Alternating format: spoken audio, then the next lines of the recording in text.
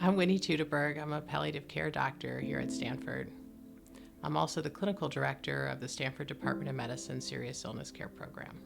Talking to patients who have a serious illness about their prognosis is really difficult for clinicians. Patients come to us often for a cure, and sometimes we're in a situation where unfortunately we aren't able to cure them, and it's very difficult to share that information with patients. I hear from patients all the time that they really need to have these conversations with their clinicians, and I sometimes see patients and their families suffer as a result of not having had these conversations earlier. I feel strongly that patients and providers both benefit from this interaction. The Serious Illness Care Program is really a combination of tools. The Serious Illness Conversation Guide is sort of the core tool that we use. That's that structured way to have a conversation with our patients. But we actually train clinicians on how to use the guide using standardized patients in a small group format. We work with different practices to figure out where in their clinic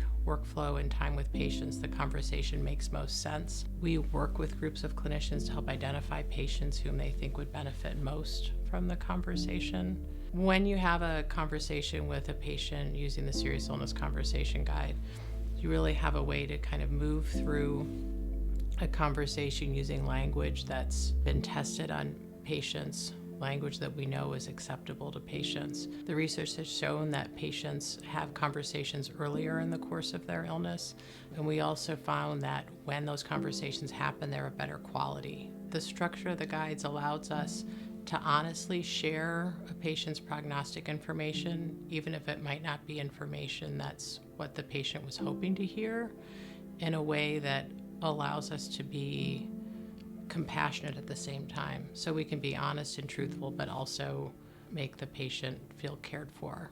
We would love to have you join us in this work to improve the care of our patients at Stanford.